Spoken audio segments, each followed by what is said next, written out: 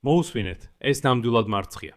სანამ დონალდ ტრამპი ყველას არწმუნებს, რომ უკვე თითქმის გააფორმა ირანთან მეგა შეთანხმება და თითქოს ირანმა დათანხმდა ბირთვული მასალის უტილიზაციასაც კი, თავად თეირანში უკვე ღიად განაცხადეს, რომ შეერთებული შტატები მახეში გააბეს. ირანში განაცხადეს, რომ ტრამპი არ იყო მზად ხანგრძლივი ომისთვის.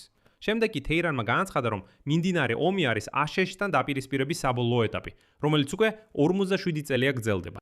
პასუხად დონალდ ტრამპმა განაცხადა, რომ აშშ-ში ირანთან ახალ ბირთვულ შეთანხმებაზე კონსტრუქციულ მოლაპარაკებებს აწარმოებს, რომელიც ნამდვილად უკეთესი იქნება, ვიდრე ის, რომელსაც ბარაკ ობამა აწერდა ხელს. თუმცა ამერიკული მხარე შეგნებულად ტრამპის თქმით არ ჩხარობს დოკუმენტის ხმაურთერას, რადგან დრო მის სასარგებლოდ მუშაობს. თქვენ როგორ ფიქრობთ, რა გააკეთა დონალდ ტრამპი? სწორია, დონალდ ტრამპმა ირანს კიდევ ერთი კვირა მისცა, რომ ხელი მოეწერა, სულ მცირე მემორანდუმისთვის. თუმცა უნდა აღინიშნოს, რომ აშშ-ის სახელმწიფო მდივანმა მარკო რუბიომ უკვე განაცხადა, რომ აშშ-ში განიხილავს ალტერნატიულ ვარიანტებს ირანთან მიმართებაში, თუ ბირთვული საკითხის დიპლომატიური მოგვარების მცდელობები შედეგს არ გამოიღებს. საერთოდ მოდით განვიხილოთ, რა ეტაპზეა ახლა აღმოსავლეთში ომის დასრულების და ნამდვილი სამშვიდობო შეთანხმების, ასევე რაც მნიშვნელოვანია, ბირთვული შეთანხმების ხელმოწერის მოლაპარაკებები. ჩემი სახელია ალექსეი პიჩი, მოდით ერთად განვიხილოთ ეს თემა, მაგრამ სანამ დავიწყეთ, ვთხოვთ გამოიწერეთ ეს YouTube არხი, დაალაიქეთ ეს გამოშვება, დაწერეთ ნებისმიერი კომენტარი ამ ვიდეოს ქვეშ და გამოიწერეთ ჩემი Telegram არხი, Pichi News-ი, ბული აღწერაშია.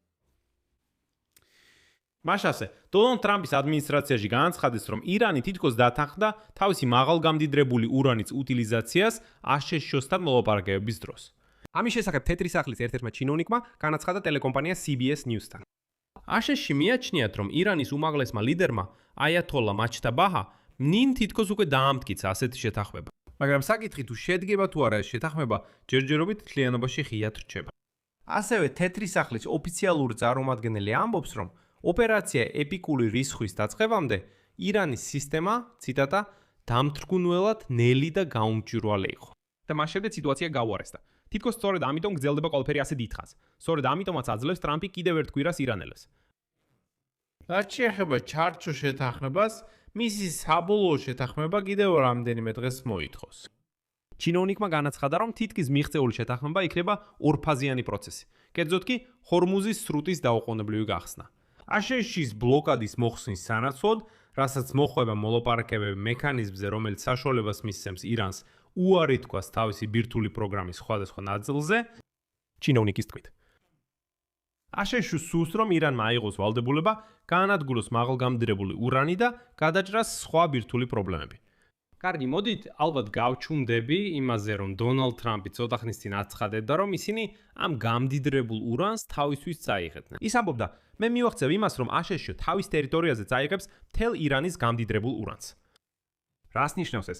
ისევ ცარიელს ეთქვობს ისრო და ამერიკის პრეზიდენტი. უკვე აღარ წაიღებენ, უკვე გაანადგურებენ. აი ასე.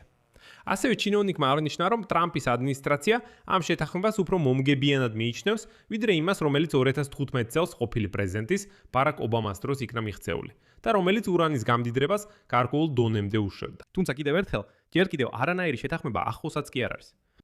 ასევე თეთრი სახლის ოფიციალურმა წარმომადგენელმა დაამატა, რომ ირანის აქტივების გამბლოკვის შესახებ გადაწყვეტილებები ჯერ მიღებული არ არის, მაგრამ ნებისმიერი სანქციების შემსუბუქება შეესაბამება აშშ-ის მოთხოვნების რეალურ შესრულებას. დონალდ ტრამპის მიზნებთან დაკავშირებით ეროვნული უსაფრთხოების სფეროში და აქ შეგახსენებ, რომ ადრე თეთრ სახლში ამბობდნენ, რომ შაბათიდან კვირას აშშ-ის პრეზიდენტ დონალდ ტრამპს უნდა მიეღო გადაწყვეტილება გაეგრძელებინა თუ არა მოლაპარაკებები ირანთან, თუ კი ომი განიახლებინა. შედეგად ტრამპმა განაცხადა, რომ ურთიერთგაგების მემორანდუმი დიდწილად შეთანხმებულია და დარჩენილია მხოლოდ დეტალების საბოლოო დამუშავება. ასევე ტრამპმა თქვა, რომ ამ დოკუმენტის ფარგლებში ჰორმუზის სრუტე გაიხსნება. თუმცა ირანელებმა შემდეგ ეს უარყვეს. ტრამპის თქმით, აშშ-ში ირანთან ახალ ბირთვულ შეთანხმებაზე კონსტრუქციულ მოლაპარაკებებს აწარმოებს. თუმცა მისი თქმით, ამერიკული მხარე შეგნებულად არ ჩქარობს დოკუმენტის ხელმოწერას, რადგან დრო მის სასარგებლოდ მუშაობს. ამერიკელი პრეზიდენტის თქმით, თეირანთან მიმდინარე მოლაპარაკებები უფრო მოწესრიგებულად და ბევრად პროფესიონალურად მიმდინარეობს, ვიდრე წინა მოლაპარაკებები. მან აღნიშნა, რომ უკვე მისცა შესაბამისი მითებები თავის წარმომადგენლებს მოლაპარაკებებზე, როგორც განაცხადა ხიტრეცმა. ტრამპა განაცხადა, ციტატა: მე ჩემს წარმომადგენლებს უთხარი, არ იჩქარო შეთანხმების მიღწევაზე, სანამ დრო ჩვენს მხარესაა. ორივე მხარემ არ უნდა იჩქაროს და ყველაფერი სწორად უნდა გააკეთოს. შეცდომები დაუშვებელია. როგორც ხედავთ, ომის განახლების ყველა მუქარა ისევ დონალდ ტრამპის ცარიელი ლაპარაკი აღმოჩნდა. ამავე დროს ტრამპმა გააფრთხილა, რომ მოქმედი ეკონომიკური ბლოკადა ისლამური რესპუბლიკა ირანის წინააღმდეგ ძალაში დარჩება. მანამ სანამ ახალი შეთანხმება არ დასრულდება. დრო საბოლოოდ შეთანხმებულია, დამოწმებულია და ხელმოწერილია. ასევე ტრამპმა კიდევ ერთხელ ხაზგასმით აღნიშნა, რომ ვაშინგტონის პოზიცია ირანის ბირთვულ ამბიციებთან დაკავშირებით რჩება შეურიგებელი. მისი თქმით, ირანის ხელისუფლებამ მკაფიოდ უნდა გაიგოს, რომ მათ არ მისცემენ უფლებას განავითარონ ან შეიძინონ ბირთვული იარაღი ან ბომბი. ტრამპმა ასევე კრიტიკულად გაიხსენა აშშ-ის ყოფილი პრეზიდენტის ბარაკ ობამას ადმინისტრაციის დროინდელი ბირთვული შეთანხმება და მას თეირანისთვის ბირთვული არსენალის შექმნის პირდაპირ გზად მოიხსენია. და კიდევ ერთხელ დაარწმუნა, რომ მისი შეთანხმება აუცილებლად შედგება. როდის და როგორ იქნება არავინ იცის, მაგრამ დამიჯერეთ, ის უფრო მაგარი იქნება. ირანის საგარეო საქმეთა სამინისტროს პრეზიდენტმა ესმაილ ბაგაიმ დაადასტურა, რომ აშშ-თან ურთიერთგაგების მემორანდუმის შესაძლო განხილვაში გარკვეული პროგრესი არსებობს. თუმცა მისი თქმით, ეს ჯერ კიდევ არ ნიშნავს, რომ საბოლოო შეთანხმების ხელმოწერა ახლოსაა. ირანის უწყების წარმომადგენელმა აღნიშნა, რომ ამჟამად თეირანი კონცენტრირებულია მოლაპარაკებებზე ომის შეწყვეტის შესახებ. და ყურადღება არ აწარმოებს არანაირ დისკუსიას ბირთვულ საკითხებზე. გარდა ამისა, ირანის საგარეო საქმეთა სამინისტრომ უკვე ამერიკელი ჩინოვნიკები დაადანაშაულა პოზიციების შეცვლაში, რაც მათი აზრით დამატებით ბარიერებს ქმნის შეთანხმებისთვის. ხოლო ირანის ეროვნული უსაფრთხოების საბჭოს წევრი მასენ რეზაი კიდევ უფრო შორს წავიდა და განაცხადა, რომ ირანში ომის დაწყებით აშშ-შ თავი მახეში მოაქცია, საიდანაც თავს ვერ დააღწევს. შემდეგ მისი ციტატა. ისინი გეგმავდნენ, რომ ომი მხოლოდ 4 ან 5 დღეს გაგრძელდებოდა. ხოლო ყველაზე პესიმისტურ სცენარში ამბობდნენ, რომ ის 15 დღეზე მეც არ გასტანდა. აქ ჩემს მხრივ დავამატებ, რომ ტრამპი ამბობდა მაქსიმუმ 4 კვირას. გავაგზავნებ ციტატას. ეს ქურდი, რომელიც ირანში სახლში შეიჭრა, ჰორმუზის სრუტეში მახეში გაება, როცა გაქცევას ცდილობდა. ისინი ხანგრძლივი ომისთვის მზად არ იყვნენ. რეზაი მიმდინარე ომი აშშ-თან დაპირისპირების საბოლოო ეტაპად მოიხსენია, რომელიც 47 წელია გრძელდება. საუბარია მონარქიის დამხობისა და აიათოლების რეჟიმის დამყარების პერიოდიდან. და გამოთქვა ვარაუდი, რომ მისი შედეგი განსაზღვრავს ირანის მომავალს მომდევნო 50 წლის განმავლობაში. მან ასევე დაამატა, რომ ციტატა ჩვენ თითი სასკლედზეა და ირანი მზადაა ბრძოლის განახლებისთვის. გარდა ამისა, შეგახსენეთ, რომ ისლამური რევოლუციის მცველთა კორპუსმა საჯაროდ განაცხადა, რომ ჰორმუზის სრუტე ღია იქნება. მაგრამ ირანი სრულად გააკონტროლებს მას და ყველა გემის გავლისთვის გადასახადს დააწესებს, მიუხედავად იმისა, რომ აშშ წინააღმდეგი იქნება. და შეგახსენეთ, ომამდე ირანს ასეთი ფუფუნება უნდა არ ქონდა. და რას აკეთებს ამ სიტუაციაში დონალდ ტრამპი?